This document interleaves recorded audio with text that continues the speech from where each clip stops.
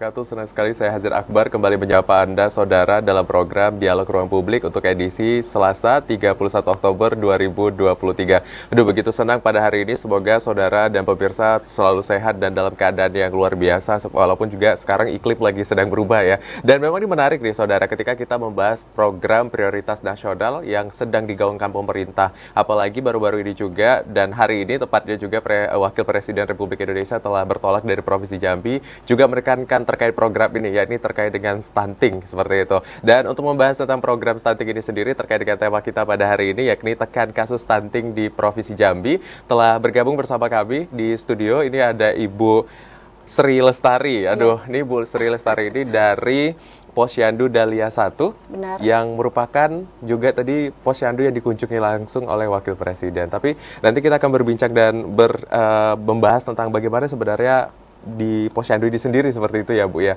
Dan Bu Sri ini selaku Ketua Posyandu Dahlia 1 yang berada di Teho ya Bu ya. Iya, Apa kabar Ibu? Alhamdulillah sehat. Alhamdulillah sehat. Jadi nanti kita akan ngobrol dan berbincang terkait dengan program ini sendiri. Dan juga kita akan menyapa juga dua narasumber kita yang telah bergabung melalui via daring. Ya, ini ada yang pertama Ibu Dr. Umi Kalsum, SKM MKM, selaku akademisi. Selamat sore Ibu.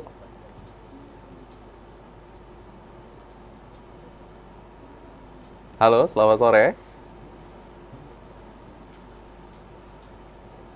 Baik, sepertinya sedang dalam koneksi yang belum tergabung seperti itu. Dan juga nanti akan ada satu juga narasumber kita yang lain, ini Bu Dea Sumardi, SKM NKM, selaku Promkes Puskesmas Kebun Kopi, seperti itu ya. Nanti akan berbincang bersama kita. Dan ini menarik nih, Bu Sri.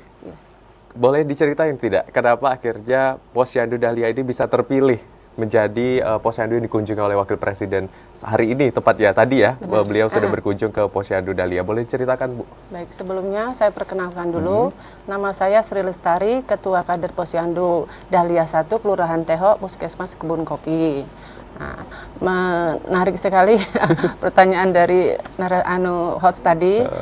Kenapa posyandu saya yang terpilih menjadi kunjungan Bapak Wapres tadi pagi? Nah, kalau menurut cerita yang saya alami tadi pagi, awalnya itu memang program dari kunjungan Bapak Wakil Presiden RI yang kedua ini, dia selalu berpesan kepada protokol kepresidenan, di sela-sela kunjungan beliau ke daerah, tetap dia akan berkunjung ke posyandu. Dalam arti kata, di situ dia ingin melihat keadaan posyandu yang ada di Kota Jambi, terus program-program yang ada di posyandu itu, terus mungkin sekalian juga tadi kebenaran tadi kunjungan Bapak Wakil Presiden tadi mengangkat tema stunting, penekanan angka stunting. Nah, dari situ Bapak Wakil Presiden tadi sempat masuk ke lokasi acara posyandu kami. Di situ kami banyak berdialog dengan Bapak sebagai Wakil Presiden. Kami merasa bangga sekaligus terus bahagia karena jarang-jarang momen ini bisa terjadi di setiap posyandu. Nah, pertama kali mereka datang ke kunjungan ke posyandu saya, di situ dia bertanya, pertama yang ada di meja posyandu saya itu di bagian penimbangan. Di situ ditanya, kebetulan di situ kami hadirkan anak yang berisiko stunting, bukan berarti stunting. Berisiko stunting. Baru berisiko. Memang di situ kami banyak mengundang anak-anak berisiko stunting. Awal dia bertanya kepada anak yang berisiko stunting tadi, Bapak tadi bertanya kepada ibunya. Ditanya tadi namanya siapa katanya. Terus anaknya sehat kata ibu tadi. Tetapi kenapa keadaan anak itu sehat? Terus dilihat dari postur tubuh anak tadi. Sepertinya anak tadi berisiko stunting. Oke. Terus Bapak berlanjut ke meja 2 penimbangan. Kemudian di situ ada penimbangan bayi dan balita kami. Terlaksanalah kami praktekkan masalah penimbangan tadi. Di situ pun Bapak Wakil Presiden didampingi oleh Bapak Wakil Wali Kota untuk sebagai pembicara antara penyambung bahwa ini posyandu kami, Bapak yang menyampaikan itu Bapak Maulana. Terkait itu, terus Bapak Maulana juga menyampaikan kepada Bapak Wawapres tadi bahwa penanganan stunting di Jambi yang tadinya mencapai angka sekitar 17,4%, bahkan bisa ditekan menjadi angka sekitar 14,10%. Itu merasa Bapak Wakil Presiden tadi merasa, wah hebat Bapak bisa menangani angka stunting begitu tinggi. Jadi janji Pak Wawako tadi, mudah-mudahan dengan seiringnya waktu, percepatan angka penurunan stunting akan bisa berubah kembali. Baik, jadi ini menarik sekali ya pemirsa. Jadi Posyandu Dahliani sendiri terpilih dengan memang prestasi yang ada di dalamnya. Ini begitu menarik, tapi nanti kalau misalnya pemirsa ingin berbincang langsung dan ngobrol juga, boleh langsung bergabung bersama kami di line interaktif di 0741 DAP 385 atau di 0811 743 3133. Dah, kita lanjutkan lagi Bu. Ini terkait dengan tadi berapa lama Pak Wakil Presiden berkunjung di Posyandu Dahlia Bu? Kalau untuk persiapan itu 5 hari. Oh, persiapannya 5 hari. Walaupun persiapannya begitu, kami sebagai kader itu tidak bekerja sendiri. Ada instansi-instansi terkait, terutama Puskesmas Kebun Kopi yang saya ini punya pembina yaitu Ibu Dea sebagai Promskes kami. Di situ dia membina kami untuk Posyandu, terus nanti ada instansi-instansi terkait seperti Dinas Kesehatan, terus di situ juga ada Dinas Kesehatan kami Bapak Komar. Itu kalau kami bilang Bapak Komar itu sebagai bapaknya Posyandu kami. Semua ibu-ibu kader Posyandu kenal dengan Bapak Komar karena selaku Promkes. Di situ dia selalu membina dengan kami di Posyandu. Tidak terkait dengan permasalahan apa yang ada di Posyandu. Stunting pun tetap ditekankan kepada kami. Kamu sebagai kader, ibu-ibu kader, kata dia, tetap kita akan perjuangkan gimana angka penurunan stunting tetap rendah, tidak bisa meningkat. Oke Pak, kami sebagai kader akan bekerja senang hati, ikhlas. Intinya kami bekerja semaksimal mungkin kepada ibu-ibu kader, teman-teman saya sejawat kader Posyandu. Program yang disampaikan dari Bapak Wawako penekanan angka stunting, kemudian yang disampaikan tadi oleh Bapak Wakil Presiden tetap akan kami laksanakan. Baik, jadi ada istilahnya pesan juga yang disampaikan seperti itu ya Bu ya, agar angka stunting ini juga jadi PR bersama. Jadi PR bersama, bukan kami aja dari Posyandu, dari Promskes, baik dari instansi yang terkait. Baik, nah ini kalau saya ingin tahu di Posyandu Dahlia ini sudah berapa lama sebenarnya berdiri? Kalau berdiri, saya sendiri jadi kader Posyandu itu waktu itu anak saya umur 1,5 tahun.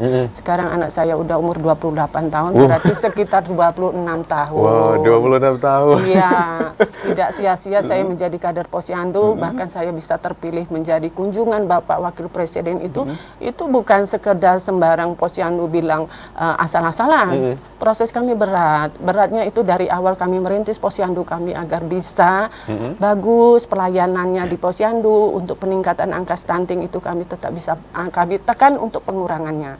Di situ juga kalau untuk peningkatan angka stunting kami harus tekankan, di situ kami sebagai kader Posyandu kan ada kunjungan tiap bulan. Di situ kami ada namanya dari binaan Puskesmas jemput bola namanya. Jemput bola itu seandainya ada bayi atau balita yang tidak timbang 1 bulan, kami selaku kader kami pergi ke rumahnya, berkunjung, kami bawa timbangan. Ini saya kasih tahu juga ya. Kami kemarin baru dapat bantuan timbangan. Alat timbangan di tempat kami canggih sekarang. Itu kami dapat bantuan dari Dinas Kesehatan. Kemarin udah diberikan pencanangan dari Pak Wawako. Sekitar 475 Posyandu diberikan bantuan atromopetri itu tadi. Alatnya canggih, itu semua pemakainya digital. Agar terkadang gini, angka anak stunting itu lebih tinggi itu terkadang cara pengukuran atau penimbangan dari ibu-ibu kader yang salah. Karena alat-alat yang di Posyandu itu maaf sebelumnya itu memang tidak secanggih yang sekarang. Terbatas seperti itu ya, jadi mungkin waktu kemarin timbangannya kurang akurat. Itu kadang kami sebagai kader tadinya timbangannya umpamanya 8,5 seharusnya, tetapi di timbangan kami itu hanya 8. Itulah terkadang membuat angka stunting itu bisa tinggi dari alat-alat yang tidak memadai di Posyandu. Untuk ada beberapa hari kemarin kami bersyukur, terima kasih kepada Ibu Kadis yang telah memberikan bantuan alatan Posyandu kepada Puskesmas. kebun kopi melalui puskesmas terus didistribusikan kepada posyandu. Semua posyandu kebagian. Baik. Tadi ketika Pak Wapres berkunjung nih, ada mungkin hal-hal yang disampaikan gitu kepada Ibu dan juga rekan-rekan yang ada di Posyandu Dahlia? Oh iya, nah ini tadi pesan Pak Wapres kepada kami, saya selaku Ketua Posyandu bekerja dengan ikhlas, tidak pamrih istilahnya. Kami sebagai kader Posyandu tidak memandang apa itu honor. Pesan Bapak Wapres, tetap kamu bertahan seperti ini, kalau bisa ditingkatkan lagi kinerja kamu di Posyandu, tetap angka stunting dipertahankan agar tidak bisa naik. Janji Pak Wawaku juga tadi, percepatan angka stunting agar lebih cepat menurun. Iya. Berarti tadi menarik ya, ketika program jemput bola seperti itu sering dilakukan untuk menjangkau masyarakat yang ada di sekitar. Bagaimana selama ini Bu, masyarakat di sekitar terkait dengan program Posyandu, apakah cukup terlibat aktif atau bagaimana Bu? Kalau program kami yang dibilang jemput bola itu khusus untuk kader. Maksudnya gini, seandainya ada bayi balita yang tidak timbang, terkadang mungkin nggak ada yang antar, atau lagi demam, atau lagi hujan, kami sebagai kader tetap sepulang kami dari Posyandu, umpamanya jam sekian udah selesai, kami berbagi tugas sesama kader. Berkunjung ke RT ini, wilayah kami masing-masing, kami datangkan. Kami mendatangi bayi balita kami tadi. Kenapa tidak datang Bu? Alasannya apa? Atau sakit, atau hujan, atau lagi malas, atau gini. Banyak permasalahan di lapangan. Tapi kami sebagai kader tidak pantang menyerah. Tetap kami kunjungi tiap bulan. Itu agar tumbuh kembang anak bayi balita di Posyandu kami bisa terpantau tiap bulan. Baik, berarti tadi pengajuannya sendiri, nanti kan Pak Wapres datang sendiri ke Posyandu Dahlia seperti itu ya Bu, dan akhirnya melihat bagaimana situasi di Posyandu Dahlia sendiri. Itu memang diajukan saat itu atau memang kebetulan langsung dipilih dari Dinas Kesehatan melalui Puskesmas Kebun Kopi tadi Bu? Nah, kalau saya memang ada bertanya kepada Pas Pampres, kenapa Posyandu saya yang terpilih? Begini Ibu, memang program dari Bapak Wawapres itu terutama Ibu, karena Ibu kan orang kesehatan. Lalu dia berpesan, seandainya Bapak Ibu akan berkunjung ke daerah, dia akan tetap mencari Posyandu yang terbaik, yang terbagus, pokoknya Posyandu yang bisa melayani masyarakat. Itu tadi.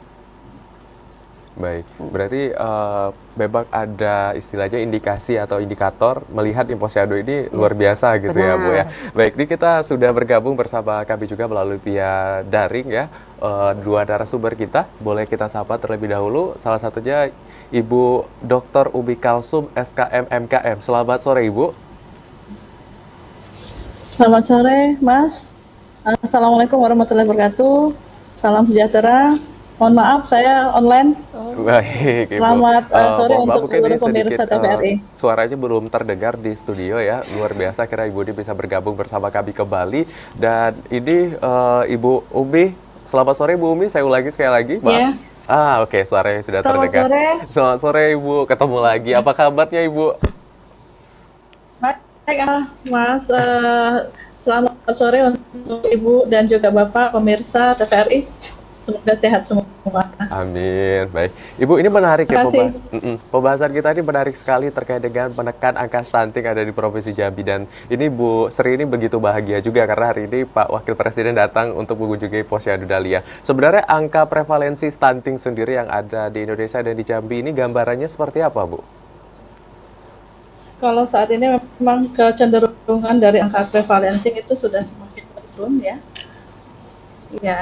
Jadi kalau kita lihat, walaupun menurun, polanya menurun, tapi memang masih belum mencapai target yang kita harapkan. Jadi saat ini posisi Provinsi Jambi angka stunting itu pada balita sekitar 18%. Hasil survei status gizi terakhir ya tahun 2022 kemarin. Dan ini kita masih punya PR untuk mencapai kurang dari 15% itu pada tahun 2024. Jadi kita sebetulnya masih harus mengejar akselerasi untuk dapat mencapai 14% pada tahun 2024.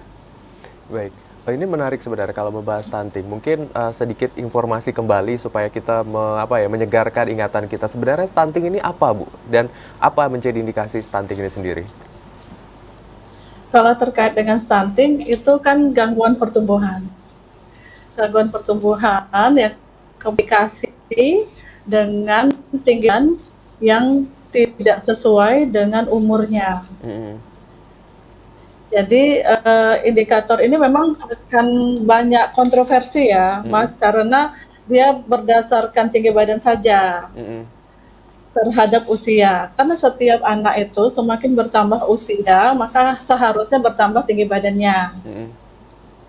Dengan standar umur sekian, dengan kemudian tinggi badan sekian, nah ternyata anak itu tidak sesuai dengan yang seharusnya. Kalau kita katakan indikatornya adalah tinggi badan menurut umur kurang dari -2 standar deviasi. Jadi kalau misalnya kurang dari itu maka dikatakan stunting. Nah, indikator ini memang berdasarkan tinggi badan, karena tinggi badan ini adalah status gizi yang bersifat kronis.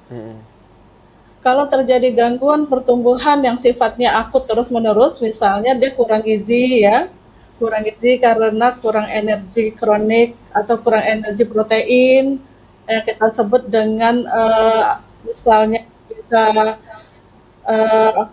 dengan indikator berat badan terhadap usia gitu ya, berat badan menurut umur, terus-terusan dia kurang gizi, maka akan terganggu pertumbuhan linearnya, yaitu pertumbuhan tinggi badannya tadi.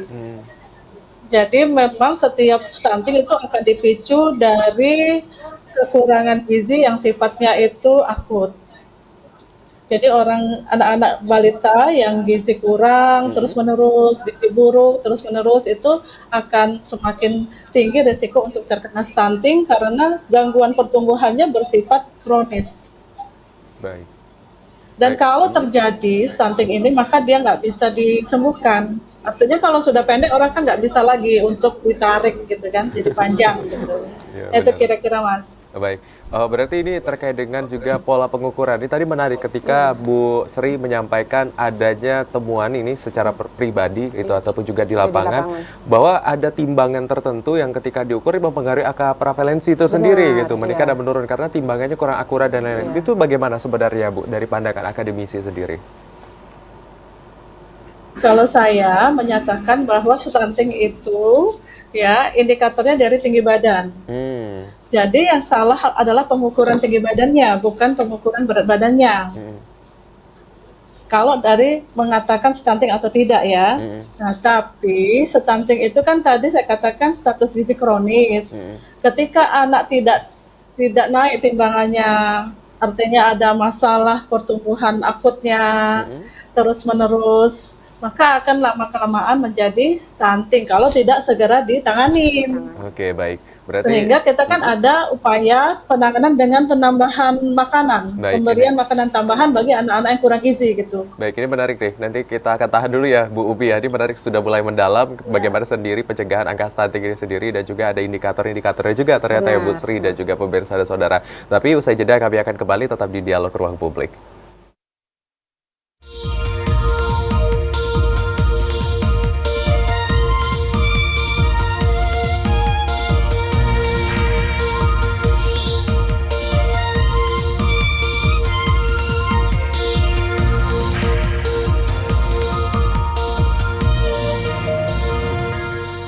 Terima kasih saudara, Anda masih menyaksikan Dialog Ruang Publik dan pembahasan kita begitu menarik terkait dengan penekanan angka stunting di Provinsi Jambi. Karena memang indikator kemajuan suatu bangsa terkait juga ini para penerus bangsa yang juga siap baik secara gizi dan juga istilahnya pemenuhan kebutuhan lainnya. Dan ini kita lanjutkan lagi Bu, tadi dari Ibu Umi sudah menjelaskan memang ada indikasi-indikasi tersebut dan bagaimana akhirnya tahu nih posyandu ini anak terindikasi stunting. Ini ada nggak Bu kalau di Posyandu Dahlia atau yang Ibu lakukan dengan tim untuk mendeteksi anak-anak yang beresiko ataupun juga yang terindikasi lah terkait dengan stunting ini sendiri gitu Bu? Baik. Kalau di Posyandu kami setelah kami mengadakan penimbangan tiap bulan, kami kan ada pelaporan. Pelaporan itu saya teruskan ke bidan pendamping kami. Nanti bidan pendamping kami itu meneruskan lagi di bagian Ibu Dea tadi. Heeh. Nah, di situ nanti di aplikasi udah ada linknya sendiri. Di situ nanti bisa ketahuan anak ini terindikasi stunting atau tidak. Ini masih baru berisiko. Seandainya sudah ada, nanti tim dari puskesmas, terutama Ibu Dea, terus tim ahli gizinya itu, ini seandainya masih berisiko akan mendatangi kami terlebih dahulu, bertanya. Benar nggak nama anak ini? Oh, melalui aplikasi tadi? Enggak, kalau sudah diselesaikan di aplikasi kan baru terlihat. Oh, baru keluar muncul ya. Hasilnya begini-begini. Nah, terus nanti dia menghubungi kami sebagai kader. Nah, terus kami langsung terjun dulu ke lapangan. Benar nggak anak ini begini-begini? Seandainya berisiko stunting, kami tidak berani menyatakan anak itu berisiko stunting. Karena itu bukan kewenangan kami untuk menyatakan anak itu berisiko ataupun stunting. Itu dari puskesmas. Nah, itu sebelumnya mungkin kami hanya gambaran kami penimbangan tiap bulan. Seandainya terindikasi sudah ada pelaporan ini anak berisiko stunting, kami itu tadi ada kerjasama dengan puskesmas, terutama terkadang ahli gizi. Kami turun langsung ke lapangan bersama-sama untuk mendeteksi anak itu kebenarannya. Nah, terkadang itu tadi kembali mungkin kalau cara pengukuran salah, penimbangan salah, bisa ada gambaran anak itu berisiko. Nah, tetapi tidak terlepas dari Promkes, ahli gizi puskesmas, tetap bekerja sama dengan kami, langsung terjun ke lapangan mendatangi bayi dan balita tadi. Di mana kendalanya, kok anaknya timbangannya 2 bulan berturut-turut tidak naik. Nah, terus ini ternyata setelah dimasukkan ke aplikasi tersendiri, ternyata masih berisiko. Nah, di situ nanti ada bantuan-bantuan PMT dari puskesmas, bantuan roti khusus untuk anak-anak yang berisiko stunting. Itu dalam jangka sekian bulan. Bulan depan seandainya anak ini udah dikasih bantuan roti, tidak ada perkembangan atau penaikan penimbangan, nanti tetap ahli gizinya datang ke rumah si pasien anak bayi balita kami tadi. Nah, seperti tiap bulan ada bantuan telur tiap bulan dari puskesmas untuk bayi dan balita itu. Nah, itulah kami merasa senang puskesmas Kebun Kopi kami bisa bekerja sama dengan kami di Kelurahan TOH itu ada 13 posyandu. Oke, 13. Salah satunya Dahlia ini. Kebetulan saya Dahlia 1, saya ketua kader keseluruhannya juga. Itu enggak di Dahlia saya sendiri Ibu itu. Nah, tetap dia Dahlia 1, 2 sampai 13 kan itu ada tim medisnya sendiri. Nah, nanti tetap mereka umpamanya di Dahlia 2 atau 3 yang lainnya seandainya ada yang berisiko tadi tetap mereka turun ke rumah bayi dan balita tadi ditindaklanjuti gimana untuk kedepannya. Baik, berarti ini data yang ada tadi memang dilaporkan seperti itu, terus kemudian cek-recek lagi ya Bu Iya, ya, benar, dilihat tidak. lagi benar atau tidak datanya seperti itu ya Bu ya. Berarti cukup sering menemukan data yang miss atau sebenarnya memang data yang sebenarnya nanti langsung diberikan bantuan seperti itu Bu? Nah, itu tadi kembali. Sering kami menemukan data, terkadang gini, data yang jadi permasalahan itu sekarang kakak. Kakak itu dia membawa kakak waktu berobat melalui KTP, sementara dia tidak tinggal di situ lagi. Nah, kemarin pernah juga ada di wilayah Posyandu Dahlia 12, ada seperti itu. Sampai terus terang saya ini Pak RT juga, saya Ibu RT-nya kok. Jadi saya tanya sama Pak RT itu tadi, Pak RT ada enggak nama anak ini? Pak RT yang lama, tidak ada Bu, kata dia. Terus tanya lagi sama Pak RT yang baru, tidak ada Bu. Sementara data yang masuk ke kami anak itu berisiko stunting. Jadi bingung mau cari kemana. Nah, itulah kepada warga, terkadang dia sudah pindah ke umpamanya ke RT sebelah. Dia berobat ke puskesmas itu bawa data yang di RT sini. Nah, itu tapi tetap masuk pelaporan bahwa anak itu berisiko. Nah, dari puskesmas mencari di mana keberadaan anak itu. Tetap itu saya selalu untuk puskesmas Kebun Kopi, seandainya ada pelaporan anak berisiko stunting, walaupun alamatnya salah, tetap itu ditindaklanjuti. Baik, berarti ini memang butuh kerjasama seperti itu ya Bu ya. Jangan sampai data yang masuk ini juga programnya nggak menyeluruh seperti itu ya. Ini menarik ya kalau Ibu Umi kita membahas sebenarnya bagaimana peran lingkungan dan juga pola asuh yang akhirnya diterapkan untuk mencegah stunting ini sendiri, Bu Ube? Sesuai dengan kerangka konsep UNICEF ya, bahwa penyebab kekurangan gizi salah satunya adalah faktor penyebab langsung dan tidak langsung. Ya, penyebab tidak langsung salah satunya adalah lingkungan. Kalau penyebab langsungnya adalah asupan makanan dan juga penyakit infeksi, dan itu saling sinergi, saling menguatkan. Nah, di mana kalau faktor lingkungan itu tentu berkontribusi terhadap terjadinya penyakit infeksi. Misalnya sarana air bersih, penggunaan jamban keluarga, itu meningkatkan terjadinya penyakit infeksi kalau sanitasi tidak baik. Sementara kalau misalnya anak-anak sakit, biasanya kan dia kurang asupan makannya, dia nggak nafsu makan. Jadi dia memang bersinergi untuk kemudian menyebabkan satu balita atau anak menjadi kurang gizi atau stunting. Jadi kalau kita kaitkan dengan kejadian lingkungan juga ada faktor sosial ekonomi. Faktor sosial ekonomi inilah yang berperanan sangat penting ya, karena untuk membeli makanan ya perlu anggaran, dana, kekuatan ketahanan pangan dari suatu keluarga juga terkait dengan tingkat sosial ekonomi. Nah, kalau misalnya dia tingkat sosial ekonominya baik, maka dia juga bisa menjaga atau meningkatkan sanitasi atau kesehatan lingkungannya. Terutama yang paling berhubungan itu adalah sarana air bersih dan perilaku penggunaan jamban keluarga.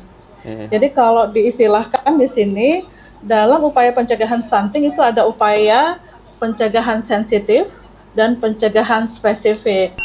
Nah, upaya-upaya pencegahan spesifik ini dilakukan oleh pihak kesehatan, sedangkan upaya-upaya sensitif oleh di luar kesehatan. Baik, Bu Umi, Salah kita satunya tahan dulu ya, Bu dengan Umi. lingkungan. Sebentar, Ya. Bu Umi, kita tahan dulu nih. Sepertinya ada penelpon menarik nih. Nanti kita akan lanjutkan lagi. Baik, selamat sore ya. Halo.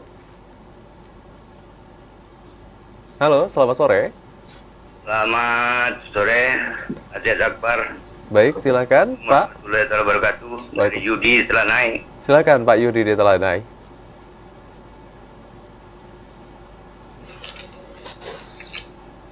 Silakan, Pak Yudi. Sebelumnya saya ingin menyapa dulu pada Ibu Sri Lestari ya.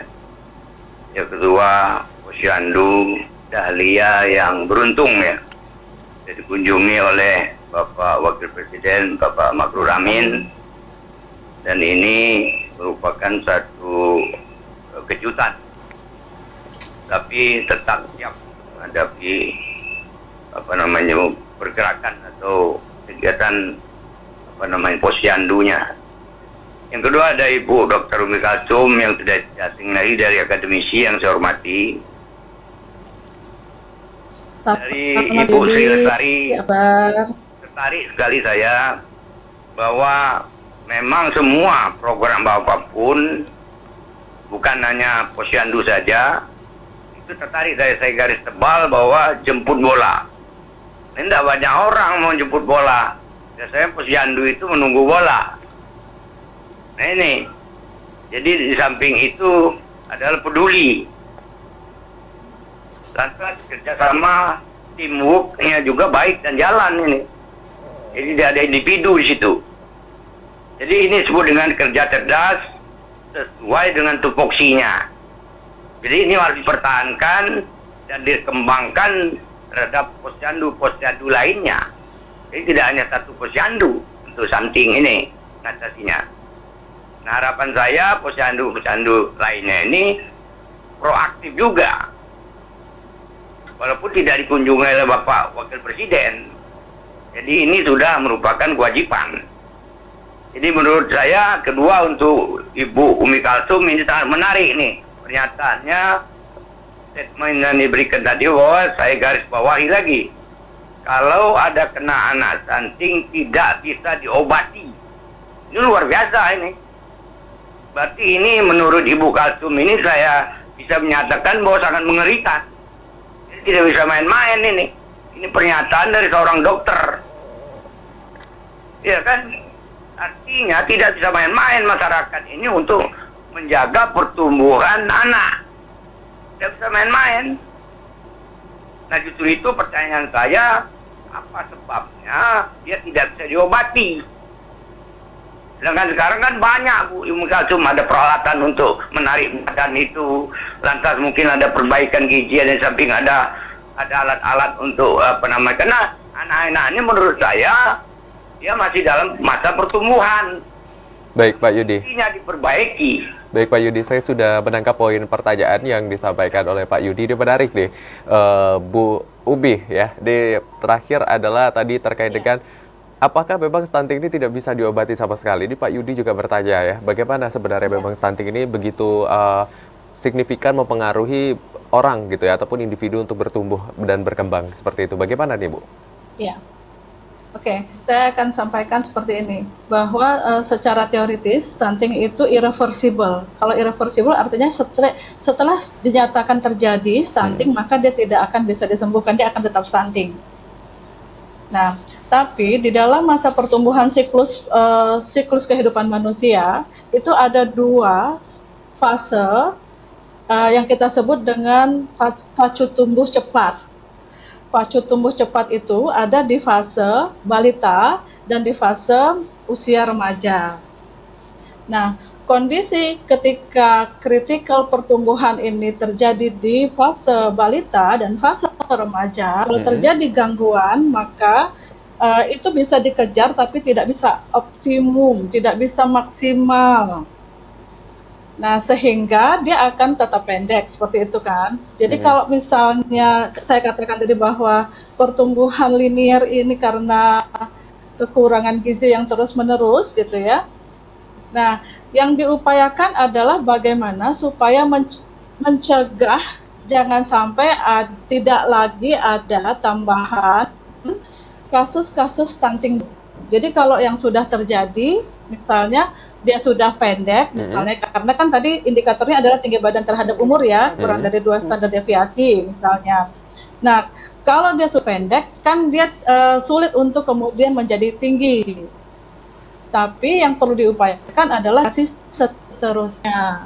Nah, titik poin dari lahirnya generasi yang baik itu adalah menjaga dari sisi hulu, yaitu dari terutama remaja putri, karena remaja putri adalah calon ibu. Jadi remaja putri harus sehat supaya dia nanti bisa siap secara reproduksi, gizinya baik, pada saat hamil dia sudah siap, dan kemudian tidak lagi melahirkan bayi BBLR, tinggi badannya kurang, dari sisi hamil sudah kurang gizi, maka dia akan ada kemungkinan untuk menjadi stunting pada saat balita. Jadi pencegahan itu dulu. Jadi pada saat remaja putri, ya sebagai calon ibu, itu disehatkan. Jadi anemia, misalnya tidak kurang energi kronis, nah dia siap secara psikologis, kemudian status gizinya baik. Nah ini yang menjamin kita untuk remaja-remaja putri itu melahirkan generasi penerus, anak-anak kita yang akan datang tercegah untuk menjadi stunting. Baik. Jadi kalau kita sudah pendek ya nggak bisa dinaikkan secara optimal, walaupun mungkin sudah banyak sekali promosi yang kemudian menarik tulang ke atas ke bawah gitu ya. Jadi kalau dari sisi pertumbuhan linear ini kan bergantung kepada tulang. Nah, tulang itu tumbuh itu kalau misalnya ya itu sudah disupport oleh nutrisi yang masuk ke dalam tubuh kita. Kalau satu orang anak balita kemudian dia terus-menerus kekurangan gizi, kemudian gizi buruk, nah kan dia akan sering terganggu dari penyakit infeksi. Maka nutrisinya itu untuk menyembuhkan dulu nih sel-sel yang rusak tadi dari penyakit, kemudian mengirimkan dulu untuk terkait dengan kekurangan nutrisi-nutrisinya.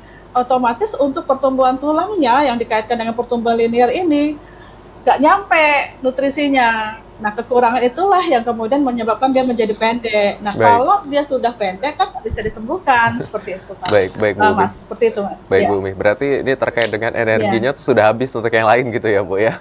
Untuk pertumbuhannya terbatas. seperti itu. Nah, ini menarik tadi, Bu Sri. Ketika kita menangkap poin dari Bu Umi tadi adanya kolaborasi yang dilakukan di hulu seperti itu yang harus dilakukan seperti remaja dan lain-lain yang harus dipersiapkan. Ini sebenarnya sejauh apa kolaborasi Posyandu sendiri kalau di Dahlia bersama orang tua ataupun juga lingkungan untuk mencegah stunting ini muncul sedini mungkin, Bu?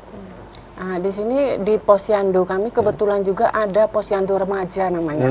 Di Kelurahan Teho itu dibina oleh Ibu Yanti. Itu tiap bulannya ada anak-anak remaja yang usia dari SMP sampai SMA di bawah 17 tahun itu ada posyandunya tiap bulan kami. Khusus remaja. Di situ kunjungan remajanya juga nggak aktif. Di situ ada penimbangan untuk anak remaja tiap bulan, kemudian lingkar lila anak, kemudian juga di situ ditambah vitamin-vitamin umpamanya untuk tambah darah untuk anak-anak remaja tadi, terutama khususnya untuk anak-anak remaja putri. Untuk kelanjutannya yang ada di RT 23 itu posyandu remaja itu kebetulan juga saya ikut terlibat. Anak saya kan remaja juga, ikut sebagai anggota di situ. Tiap bulan anak-anak remaja di sekitar RT situ tadi berkumpul di situ, dibina, maksudnya diberikan penyuluhan dari puskesmas. Itu tadi kami puskesmas kami itu ada Ibu Yanti itu tadi membina posyandu remaja. Baik. Berarti ada program juga yang menyasar untuk remaja sendiri seperti itu ya Bu ya? Ada, khusus benar memang ada posyandu untuk remaja. Baik. Nah, seperti yang kita ketahui kalau misal stunting ini kan terkait dengan 1000 hari pertama kehidupan seperti itu. Nah, kalau program HPK yang di posyandu ada tidak Bu? Seperti apa kalau programnya? Kalau di program kami 1000 hari pertama kehidupan itu tetap sebagai kader kami menghimbau kepada ibu hamil, ibu hamil, kan ada juga kunjungan ibu hamil di posyandu kami. Di situ saya sebagai penyuluh menyarankan kepada ibu hamil untuk asupan gizinya jangan sampai kurang, nanti waktu bayi lahir itu terkena beresiko stunting itu tadi. Maka seandainya anaknya sudah lahir, di situ ada juga kami sebagai kader diajarkan sebagai untuk kader akupresur. Akupresur itu untuk memperlancarkan air susu ibu ASI. Bagaimana caranya kami diajarkan dari puskesmas untuk akupresur, itu dengan cara pemijatan dari jari kelingking itu tadi sampai kita hitung sampai 30 kali 1, 2, 3 sampai 30. Berarti ada metodenya Ada ya, metodenya, Bu, ya? kami udah diajari, udah dipelajari dari puskesmas, memang khusus terlatih kader-kader kami khusus untuk akupresur dari ibu hamil tadi kan nanti udah masa melahirkan, masa pasca calin namanya. Waktu masa pasca calin tadi nanti cara-cara ibu menyusui tadi seandainya kurang asupan gizi, air susunya berkurang, ada tadi metodenya yang di akupresur tadi. Baik, berarti ini terkait dengan program 1000 hari pertama kehidupan juga aktif di posyandu Dahlia seperti itu ya Bu. Iya. Ini menarik ya saudara pemirsa, tapi kita akan jeda terlebih dahulu. Usai jeda kami akan kembali tetap di Dialog Ruang Publik.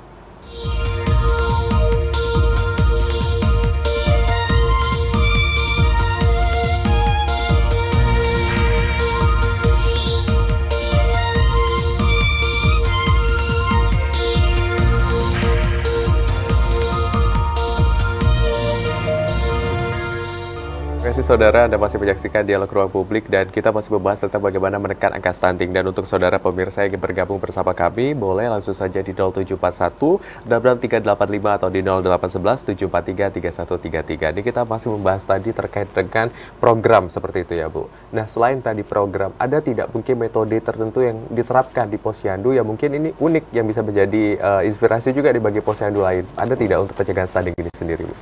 Kalau pencegah stunting itu kalau di posyandu kami itu ada inovasinya. Inovasi itu kebetulan tadi kami tampilkan di Pak Wawapres itu yaitu daun kelor. Daun kelor itu kami letakkan di meja PMT, pemberi makanan tambahan. Di situ tadi kami tampilkan puding daun kelor. Itu tujuan kami menampilkan puding daun kelor itu unggulan inovasi di posyandu kami. Pertama, daun kelor itu sangat tinggi gizinya untuk anak-anak bayi stunting itu untuk penambah nafsu makan. Yang tadinya anak berisiko stunting tadi nafsu makannya berkurang, kalau kita sebagai ibu rumah tangga rajin memberikan anak-anak makanan dengan daun kelor, berbagai macam cara asupan makanan warna-warni, seandainya kayak kami tadi menampilkan puding daun kelor, mungkin kalau yang ibu-ibu di rumah bisa kita tambah inovasi yang lain seperti sayur bening daun kelor, kita campurkan dengan jagung atau wortel, itu bagus untuk penambah nafsu makan untuk anak. Itulah program kami ke depannya, kami mempunyai inovasi daun kelor. Oke, daun kelor ya, Ya. supaya anak-anak juga lebih Penambah nafsu makan. penambah nafsu makan dan Benar. lebih tertarik juga dengan Benar. metode yang dilakukan seperti itu. Nah, baik Bu Umi Kalsum sendiri sebenarnya kalau membahas tentang makanan-makanan yang ada di Indonesia, Indonesia ini sebenarnya cukup kaya dengan begitu beragam asupan protein seperti itu dan juga hewani dan nabati. Ini bagaimana sebenarnya untuk mendekatkan masyarakat agar lebih peduli untuk mengkonsumsi makanan-makanan bergizi dan hal-hal tertentu yang mungkin bisa menjadi catatan dari perspektif Bu Umi sendiri. Baik. Eh, untuk upaya pencegahan stunting ini kan memang salah satunya dari asupan makanan yang bergizi dan beraneka ragam. Jadi tadi inovasi dari Posyandu Dahlia, sebetulnya saya warga Teho, itu mbak saya tuh Bu Sri. Ya sebenarnya tadi Bu Sri ada cerita. Ya, ya. Jadi tadi saya lihat ada sambutan-sambutan ya untuk persiapan dari Pak Wapres, tapi karena saya ada tugas, jadi saya menjalankan tugas bagaimana biasa. Jadi saya berbangga juga nih sebagai warga Teho terutama yang dikunjungi tadi Posyandunya. Iya. Saya kenal Bu Sri ini aktif sebagai kader luar biasa dari puluhan tahun ya sudah Mbak Sri ya. Iya benar. Ya, jadi kalau kita lihat tadi inovasi dari makanan daun kelor itu sangat baik. Kami kemarin juga melakukan pada tahun 2022 mengidentifikasi di 3 kabupaten yaitu Kerinci,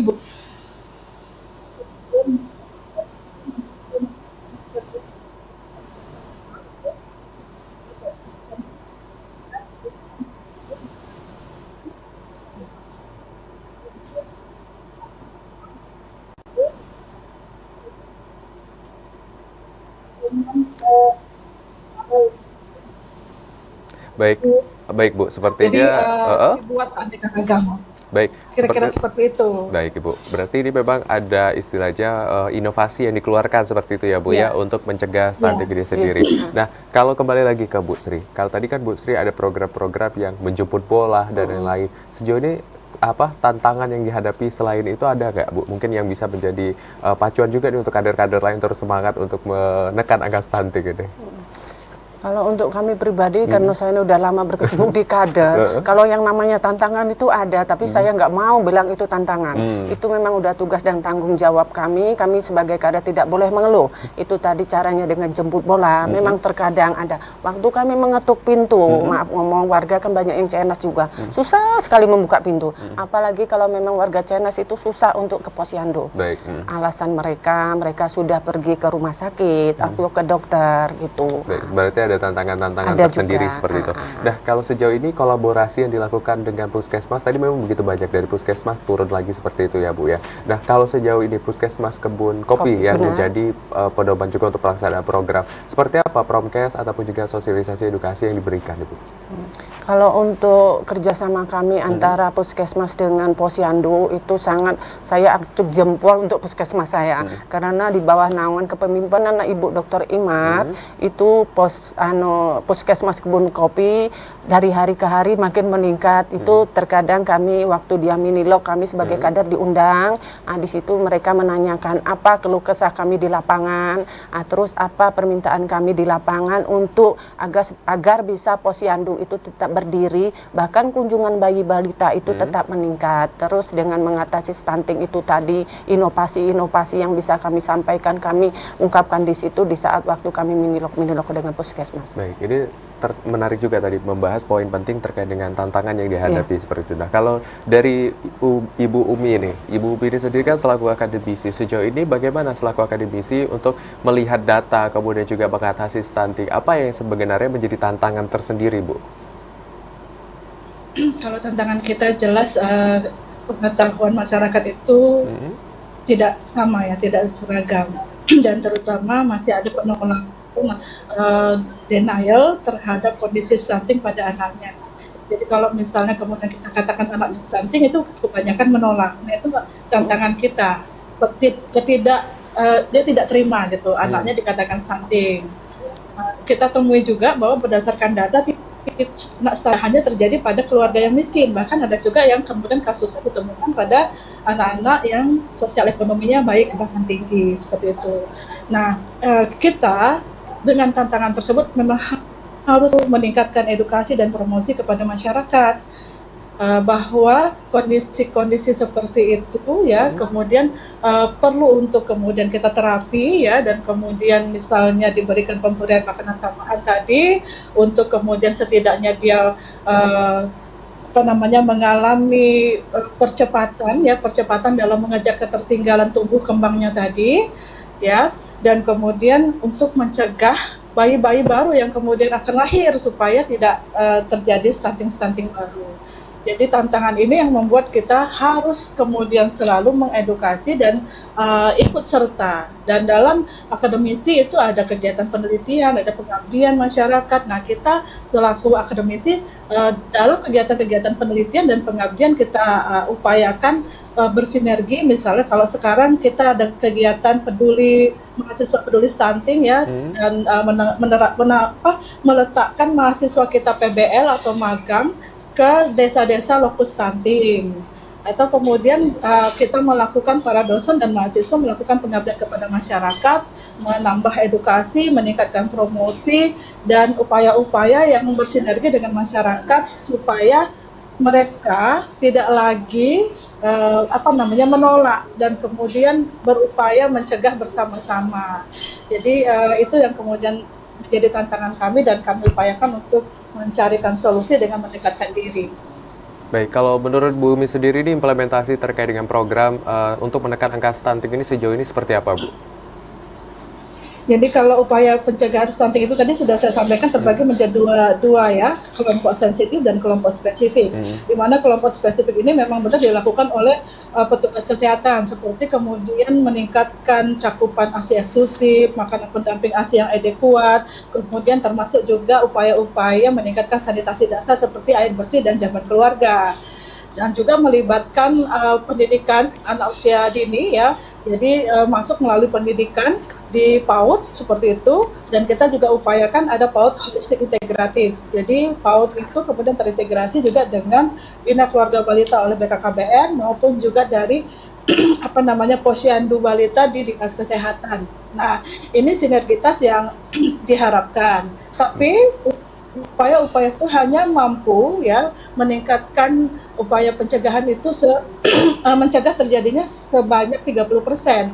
Tapi kalau yang lebih banyak itu adalah upaya sensitif, di mana upaya sensitif ini bersama-sama seluruh stakeholder dan masyarakat non kesehatan yang kemudian beramai-ramai kita bergotong royong menurunkan titik-titik kritis, seperti misalnya dari upaya tadi penyuluhan edukasi jangan sampai menikah dini misalnya, kemudian upaya-upaya yang dari PU ya, sarana prasarana untuk meningkatkan misalnya air bersih, jamban, sanitasi dasar. Kemudian dari kementerian-kementerian pertanian ya, kaitannya dengan suplai makanan, perikanan dan sebagainya. Jadi ini yang sinergi yang harus dilakukan, upaya yang gotong royong bersama-sama. Baik Bu Umi, ini poinnya menarik ya. Saya sudah menangkap poinnya begitu menarik. Memang terkait dengan stunting ini sendiri tadi yang sudah disampaikan oleh Bu Umi dan juga Bu Sri, ini begitu luar biasa bahwa memang ada kolaborasi yang dilakukan. Dan kami ucapkan terima kasih banyak kepada Bu Umi, kemudian juga Bu Sri yang sudah bersama-sama berbincang bersama kami pada hari ini. Dan memang membahas stunting ini harus ada kolaborasi sekali lagi untuk menekan dan juga menyelesaikan permasalahan ini.